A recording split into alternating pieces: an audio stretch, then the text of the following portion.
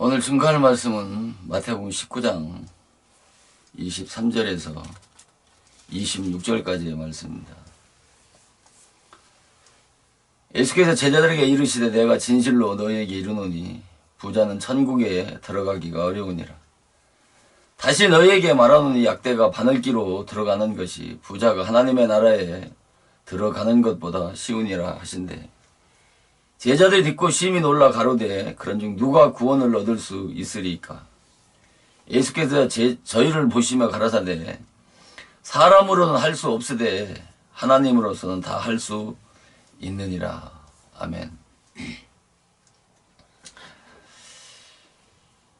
이 마태복음 19장 16절부터 26절까지의 말씀은 부자 청년의 비유의 말씀입니다.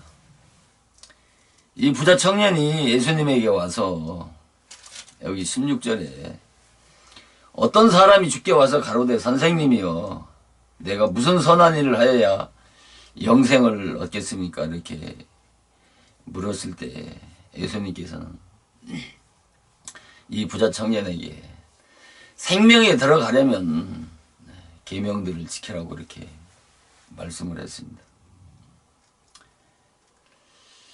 아마도 이 부자 청년이 이 16절에서 내가 무슨 선한 일을 해야 영생을 얻겠습니까? 라고 묻지 않고 그냥 무릎을 꿇고 예수님 영생에 들어가려면 생명을 얻으려면 구원을 얻으려면 어떻게 해야 됩니까? 라고 아마 물었더라면 예수님께서는 계명들을 지키라고 말씀하시지 아니하고 구원의 길을 분명히 가르쳐 주셨을 겁니다. 그런데 이 부자 청년은 무슨 선한 일을 하여야 영생을 얻을 수 있느냐라고 물은 것은 바로 누누이 말씀드린 것과 같이 이 부자 청년은 아직도 율법에 대해서 죽지를 않았기 때문에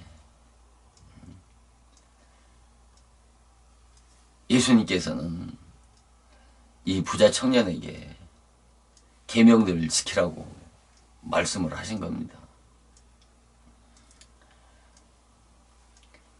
반드시 이 율법에 대해서 죽지 않으면 결코 복음의 진리를 깨달을 수 없는 것이 하나님이 창세전부터 예정하신 구원 경륜 섭리라고 하는 이 사실을 명확하게 분별하고 이해할 수 있는 그런 은혜가, 그런 깨달음이 있어야 하는 것입니다. 이 율법에 대해서 죽어야 된다라고 하는 이 말씀은 다양한 의미로 성경은 말씀하고 있기 때문에 단순하게 도대체 율법에 대해서 죽는 것이 무엇이냐라고 반문을 할 수가 있는 것입니다. 그렇기 때문에 말씀 중에 그 율법에 대한 개념들을 말씀을 드릴 때 하나하나 잘 이해를 하셔야 그 포괄적인 그 율법의 개념이 정리돼야 율법에 대해서 죽는 것이 어떤 것인지에 대해서 명확한 그런 개념들이 정립되어질 수 있는 것입니다. 그래서 우리가 잘 알고 있는 누가복음 15장 24절에 보면은 이 아버지는 이 탕자가 돌아왔을 때 뭐라고 말씀하시냐면, 아들이 죽었다가 살아났고 또 잃었다가 다시 얻었다라고 하는 말씀을 합니다. 탕자가 잃었다가 다시 찾았다는 말은 이해가 가지만, 언제 탕자가 죽었다가 살아났습니까? 나사로와 같이. 이런 말씀들을 율법이라고 하는 그 개념들이 정리가 되지 않으면 해석되지 않는 그런 난제의 말씀들인 것입니다. 그래서 이 누가복음 15장에 나오는 이 탕자의 비유를 잠깐 살펴보면은, 이 탕자는 둘째 아들이지 않습니까? 맏아들이 있고, 맏째죠. 그러니까 말째. 그러니까 이 탕자가 그 아버지의 재산을 가지고 먼 나라에 가서 방탕해 해가지고 재산을 다 허비했다고 하지 않습니까? 이 허비했다라고 하는 말씀도 전 시간에 말씀드렸던 마가복음 5장 25절에서 많은 의사들에게 많은 괴로움을 받고 있는 것들을 다 허비했다라고 이렇게 말씀을 하지 않습니까? 그리고 아무 효염이 없고 또 병이 더 중해졌다라고 이렇게 말씀한 마가복음 5장 25절 이하의 그 12해 혈증 걸린 여자에 대한 그 말씀에서, 여기서 말하는 많은 의사라고 하는 것은 율법의 종을 통해서, 율법을 통해서 많은 괴로움을 받았다고 하는 것이죠. 그러니까 율법은, 또 율법의 종은 죄인들을 정죄하고 심판해서 그 율법을 통해서 죄를 깨닫게 되면 그 죄로 인해서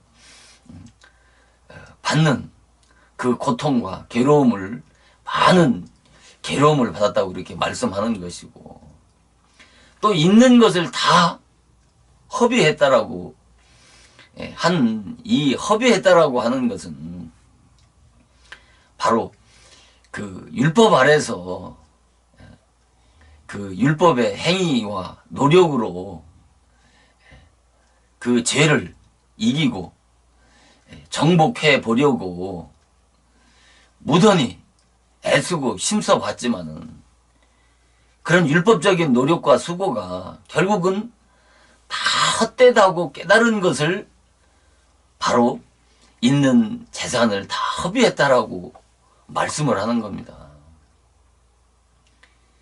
육적으로 보면, 율법적으로 해석하면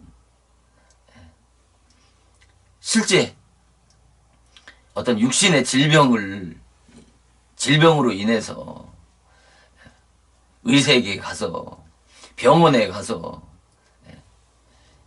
그 치료를 받느라고 가진 재산을 그 허비한 것을 그렇게 해석할 수 있지만, 그러나 이 말씀은 구원에 대한 말씀이지 않습니까?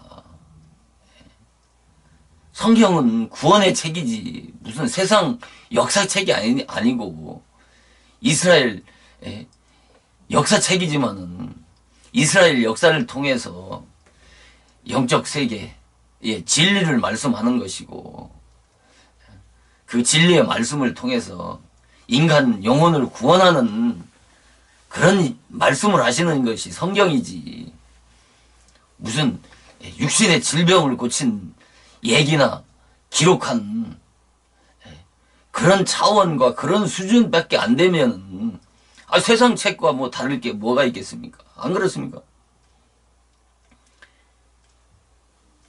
그래서 율법을 통해서 아무 효용이 없었다고 하는 것은 율법 신앙 아래서 구원의 문제를 해결해 보려고 죄와 피터지게 싸워봤지만은 그 영적인 질병이 그 죄의 문제가 아무런 효험이 없었고 오히려 병이 더 중해졌다라고 말씀하는 겁니다. 당연하지요. 율법을 통해서 의롭게 되고 거룩하게 돼서 하나님 앞에 나갈 수 있다라고 한다면 하나님께서 이 땅에 예수 그리스도를 보내줄 필요도 없고 예수 그리스도를 통해서 거듭날 필요도 없고 중생할 필요도 없지 않습니까?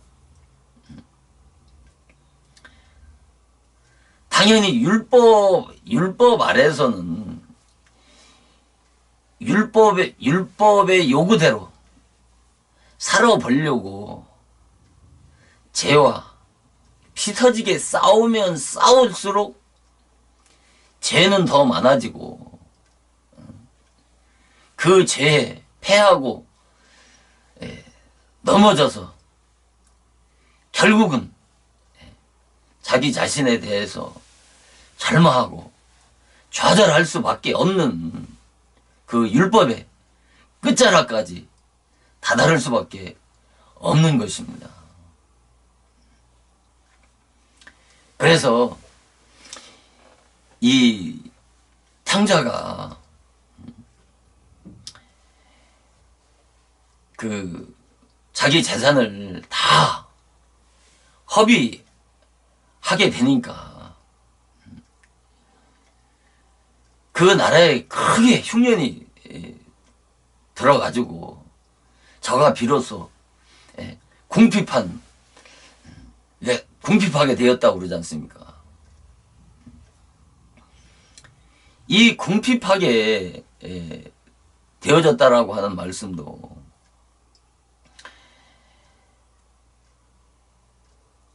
전 시간에 말씀을 드렸던 것처럼 잠언서 14장 31절에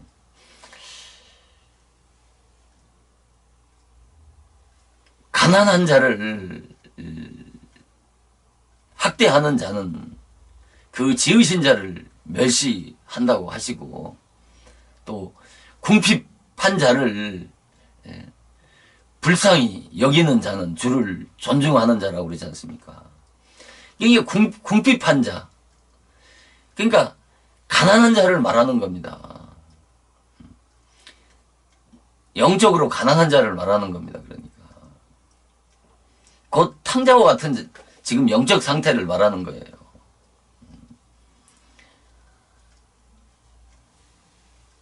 그러니까 시편 35장 10절에 보면은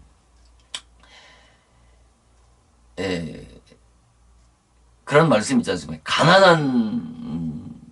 가난한 자를 가난한 자보다 강한 자에게 건지시고, 그러니까 가난한 자보다 강한 자에게 건지시고, 또 가난하고 궁핍한 자를 노력하는 자에게서 건지신다고 그렇게 말씀했습니다. 그러니까 가난한 자보다 강한 자에게서 건지시고 가난하고 궁핍한 자를 노력하는 자에게서 건지신다고 그랬단 말입니다. 근데 강한 자보다 강한 자가 누구예요? 바로 율법의 사명자를 말하는 겁니다. 율법의 주관자. 그러니까 사단 마귀의 그 권세에서 구원하시겠다는 말씀이죠. 그러니까 구원하시겠다는 말씀이죠. 그러니까 가난한 자를 누가? 그리스도가.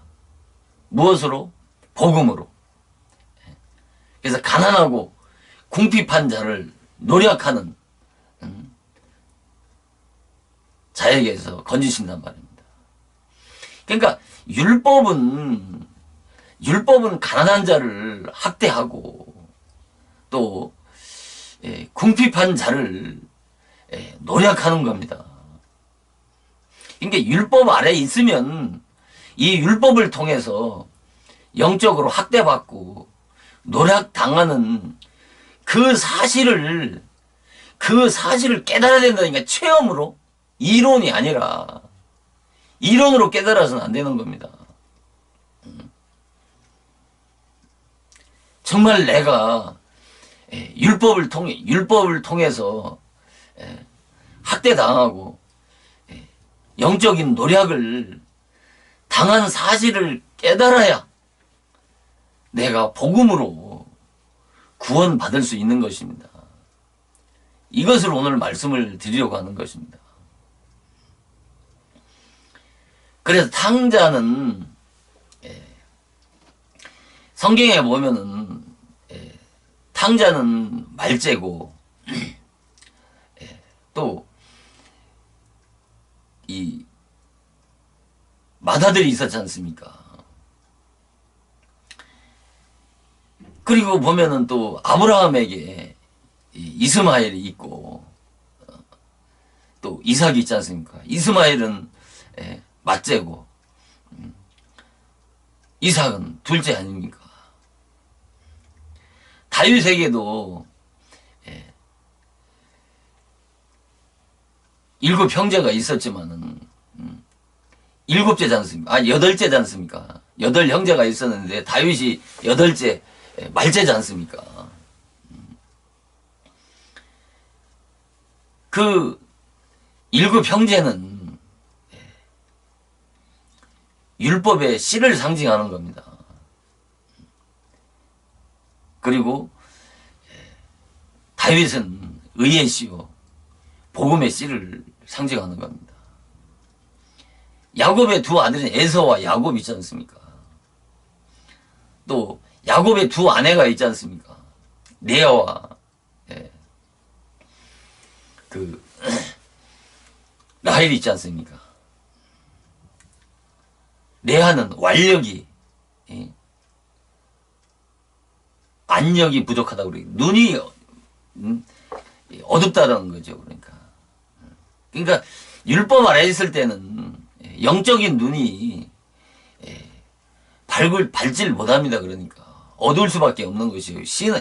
그리스도 안에 들어와야 영적인 눈이 밝아서 참과 거짓을 분별할 수 있는 것이죠. 그러니까 그래서 라헬만을 야곱이 사랑하고 좋아하지 않습니까? 그러니까 둘째를 다 사랑하는 겁니다. 이 첫째는 율법의 씨고, 첫째는, 둘째는 다 복음의 씨, 의의 씨란 말입니다.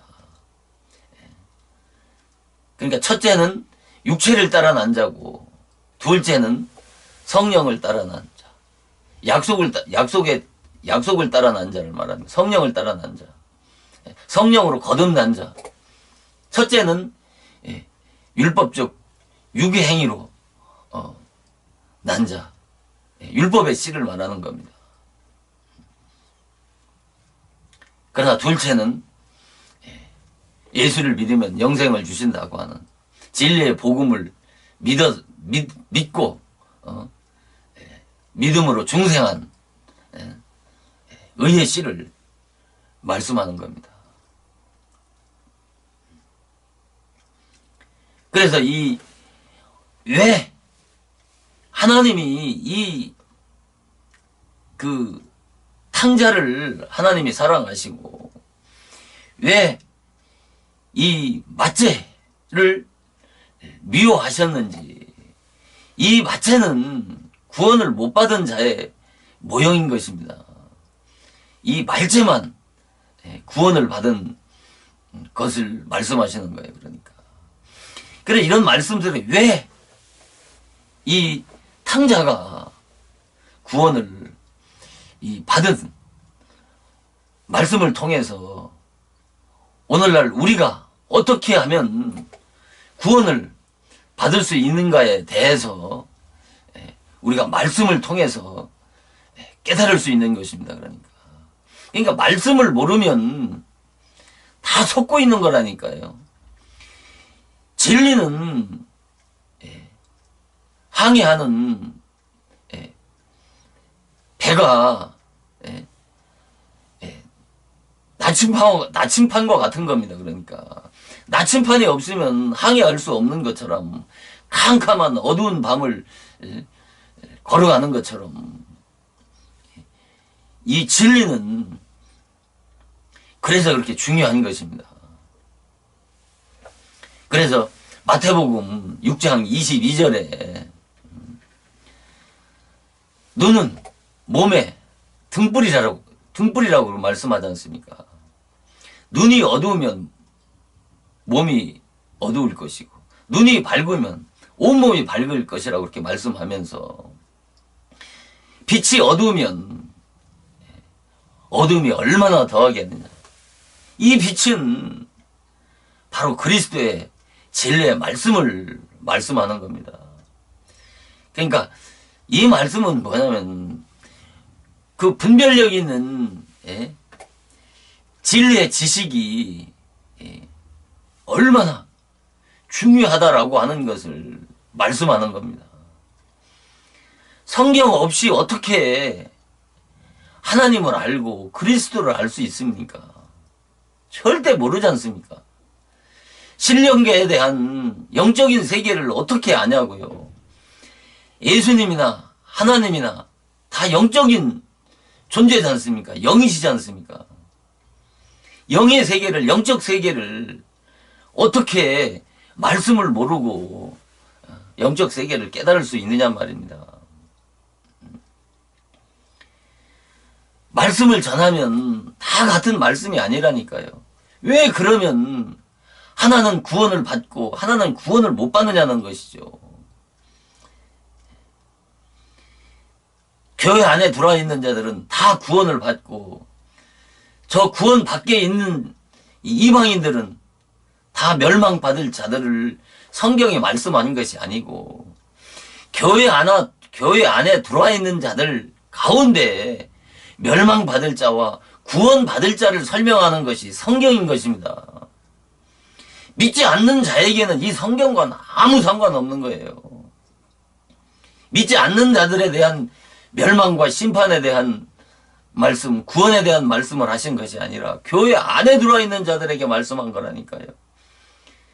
그러니까 성경을 통해서 눈이 빠지도록 그 성경 말씀을 통해서 내 자신을 비춰봐야 하는 것입니다. 그러니까 진리만큼 중요한 것이 없는 것입니다. 그래서 양은 지도자를 잘못 만나면 그것만큼 큰 저주와 불행이 없는 것입니다. 그래서 그 목회 선신이라는 책을 보면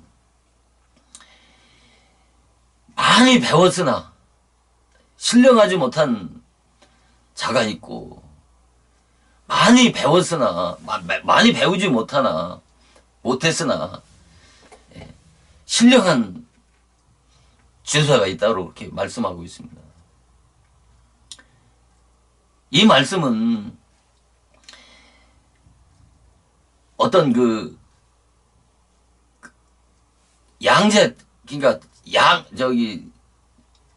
양들이 목회자를 선택해야 될 때 바로 많이 배우지 못했지만은 신령한 목회자를 택해야 된다라고 하신 말씀이 바로 그 말씀인 것입니다. 그러니까 지적인 준비가 필요 없다는 것이 아니고 영적 준비가 더 중요하다라고 하는 말씀을 하는 것이 바로 그런 이유 때문에 말씀하는 것이죠. 그러니까 그래서 정말 목사가 지도자가 어떤 세속적인 성공이나 성공 지향적인 가치관을 가지고 돈이나 명예를 쫓는 그런 지도자 밑에 있는 양만큼 불쌍한 것이 없는 것입니다. 그래서 정말 참 목자는, 이 영적 지도자는 바로 죽어가는 영혼, 잠자는 영혼을 잃게 하고 구원하기 위해서 그 영적인 그 스피치 파워가 있어야 되는 겁니다. 그 스피치 파워라는 것은 이 입에 하나님의 생명의 진리의 말씀을 가지고 있어야 된다는 것입니다.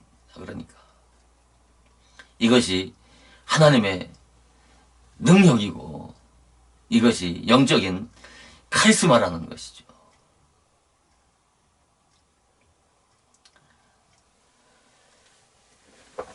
그래서 이 탕자의 말씀을 계속 이어서 말씀을 드리면, 이 탕자가 다 그 궁핍하게 되니까 그 돼지를 치는, 돼지를 쳐가면서 그 돼지가 먹는 쥐엄 열매를 먹었다고 그러지 않습니까? 그것조차도 먹을 것이 떨어졌다고 그랬어요. 그걸조차도 주는 자가 없다고 그렇게 말씀하지 않습니까?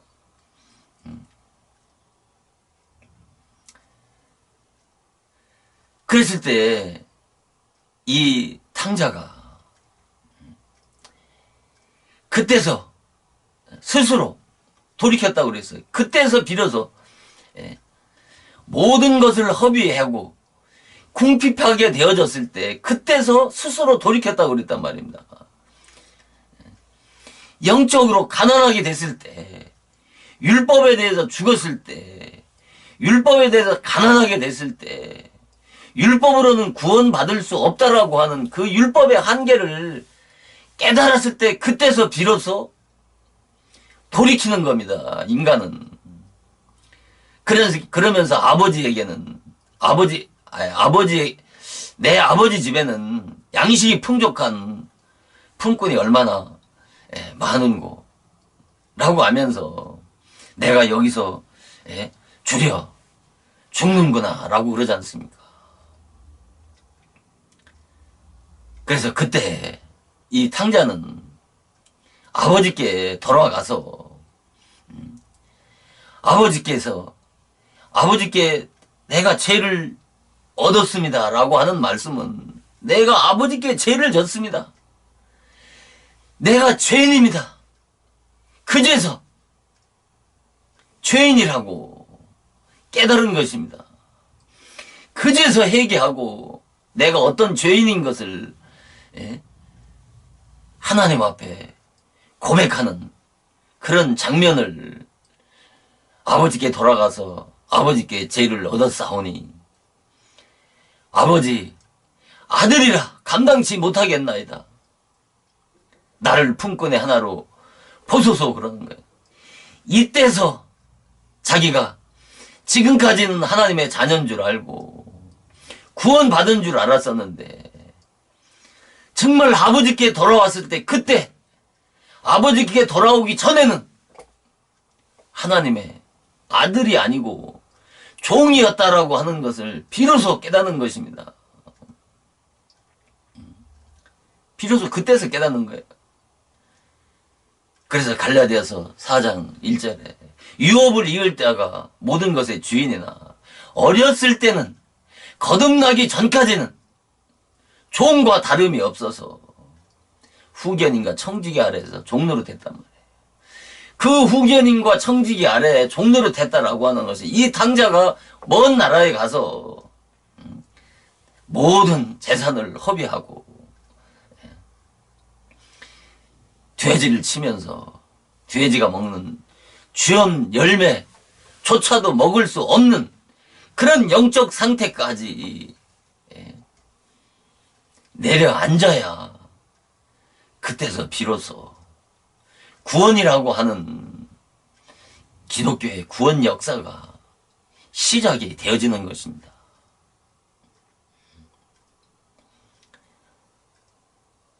나를 품꾼의 하나로 보소서 라고 그러지 않습니까?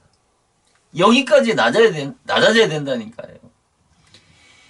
여기에 어떻게 탕자가 아버지 재산을 가지고 먼 나라로 돌아가서 스스로 살아오겠다고 그 당당한 모습이라고 하는 것은 티끌 먼지만큼도 없지 않습니까?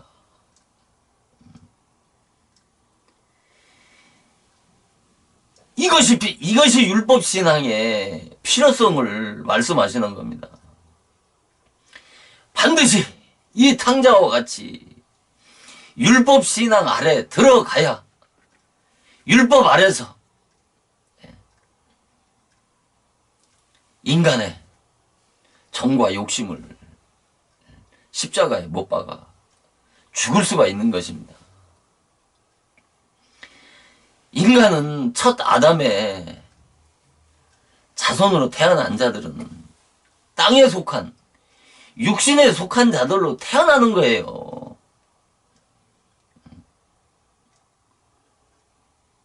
아담의 범죄 타락으로 인한 원죄가 유전이 돼가지고 죽을 몸이 된 게 아니고 처음 하나님이 지으실 때 땅에 속한 혈육의 몸으로 지으신 겁니다. 왜 혈육의 몸으로 지으냐? 신령체로. 보세요. 하나님, 아담을 예수님의 부활체와 같이 신령체로 지었다는 거예요. 그런데 먹지 말라고 한 선악과를 먹은 범죄로 인해서 죽을 몸이 됐다는 거예요. 이 말이 되는 소리를 해야지요.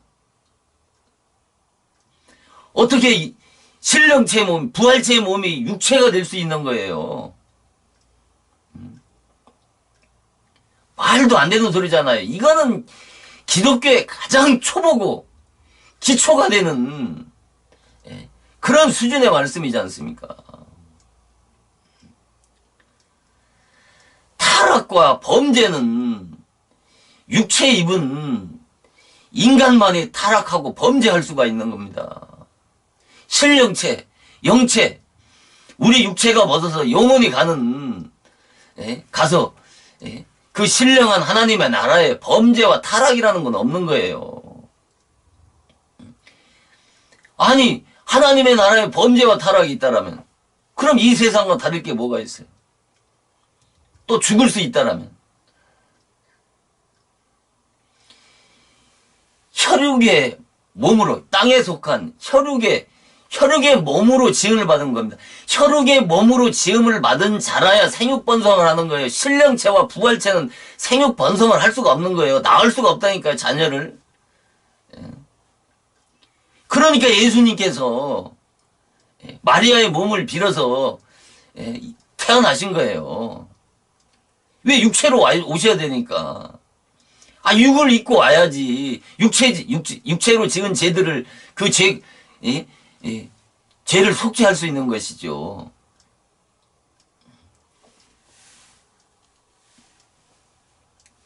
육체만이 고통을 받는 거예요. 육체만이. 육체가 얼마나 예수님께서 그 십자가에서 그 울부짖었던 그 울부짖음은 온 인류의 모든 재침을 지시고 부르짖는 울부짖음이에요. 하나님이여, 나를 어찌해서 버리시나이까. 그 울부짖음은 모든 인류의 내 죄를 짊어지시고 그 죄값, 그 형벌을 받는 그 고통스러운 울부짖음이라니까요. 인간의 죄를, 죄값을 갚지 않으면 인간은 구원할 수가 없다니까요. 그래서 그 독생자 예수 그리스도를 이 땅에 우리를 위해서 이 땅에 보내주셔서 우리가 받아야 될 그 형벌과 심판을, 그 율법의 저주를 우리를 대신해서 몸소 받아주신 겁니다. 이 놀라운 은혜.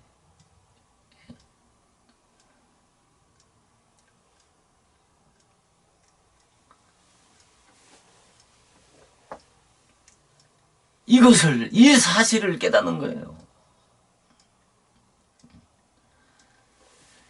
예수님께서, 그러니까, 혈육의 몸으로, 그러니까 혈육의 몸이 돼야 된다니까요. 신령체로 지었으면 생육번성을 할 수 없다니까. 그럼 창세기 1장 27절, 28절의 말씀이 맞질 않는다니까요. 생육하고 번성하라. 땅을 정복해라. 땅을 다스리라. 그러시잖아요. 생육번성이 없으면 하나님의 나라는 이루어질 수가 없는 거예요. 하나님의 나라가 어떻게 이제 생육번성이 안 되면. 육체가 죽어야죠. 육체가 죽어야, 반드시 육체가 죽을 때, 죽어야 내 영혼이, 육체를 벗는 순간, 내 영혼이 신령체의 몸으로 변화돼서 영계에서 살 수 있는 부활체의 몸으로, 신령체의 몸으로 변화되어지는 겁니다. 그래서 육체의 죽음은 존재의 멸절이 아니고 단순히 육체와 영혼이 분리되어지는 것이고 새로운 시작의 출발이라니까. 육신의 죽음은.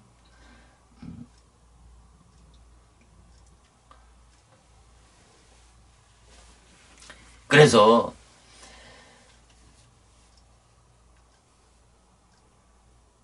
그랬을 때 이 아버지가 이 고백을 할 때 아버지께서 뭐라고 그래요? 제일 좋은 옷,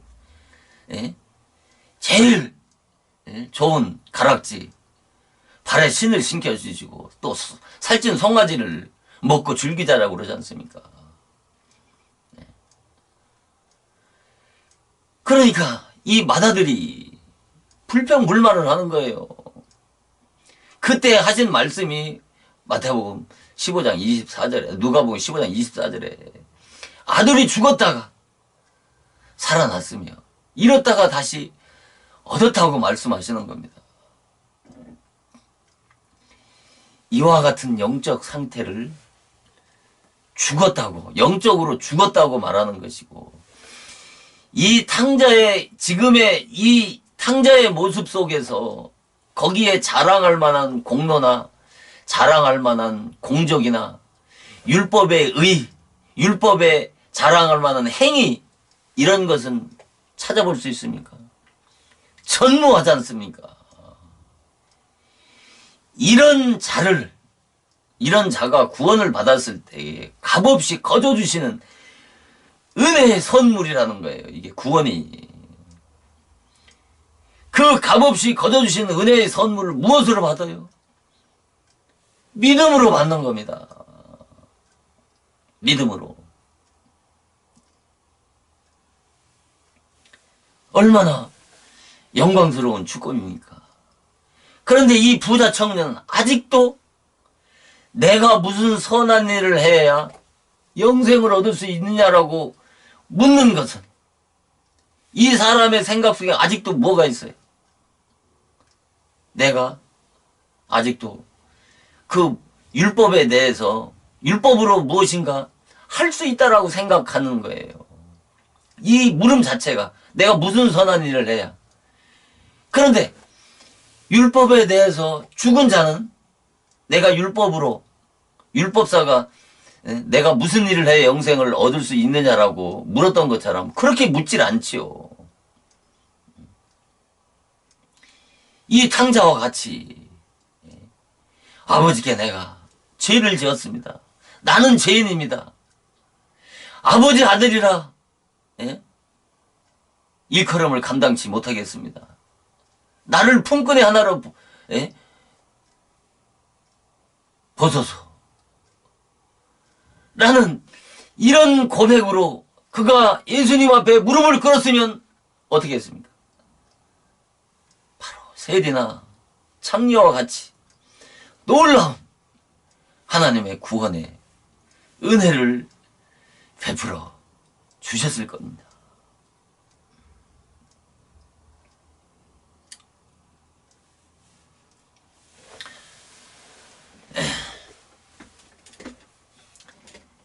왜 예수님께서 이 부자 청년에게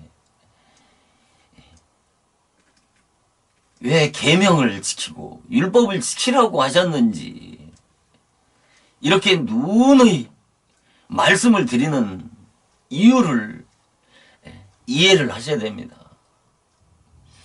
이 율법의 개념이 정립이 돼야 됩니다. 율법으로는 구원을 받을 수 없다라고, 율법의 행위로 구원을 받을 수 없다라고, 율법의 공로로, 공적으로 구원을 받을 수 없다라고, 오직 예수 그리스도의 공로로만 구원받을 수 없다라고, 있다라고 하는 이 사실을 모르는 사람이 어딨냐 말입니다. 그런데 율법 아래서 정말 이 탕자와 같이 내가 율법을 통해서 죄를 깨닫고 죽음을 체험해야 된다니까요. 죽었다가 죽음을 체험해야 구원을 체험할 수 있고, 죽은 줄 모르면 구원 받을 수 없다니까요. 율법을 통해서 죄를 깨닫고 죽음을 체험해야 바로 구원을 체험할 수 있는 것입니다. 그래서 율법을 통해서 죽음을 체험한 자가, 율법을 통해서 죽음을 체험한 자가 복음으로 다시 살아난 체험을 한 자가 구원을 받았다고 하고 중생했다라고 하고 영적으로 다시 산 자라고 하는 것이고, 생명의 성령의 법이 죄와 사망의 법에서 해방받은 자라고 하는 것이고, 사망에서 생명으로 옮김받은 자라고 하는 것입니다. 이게 기독교의 구원의 생명의 진리고 구원의 원리인 것입니다. 다음 시간에 계속 이어서 말씀을 드리기로 하겠습니다. 오늘 여기까지 마치겠습니다.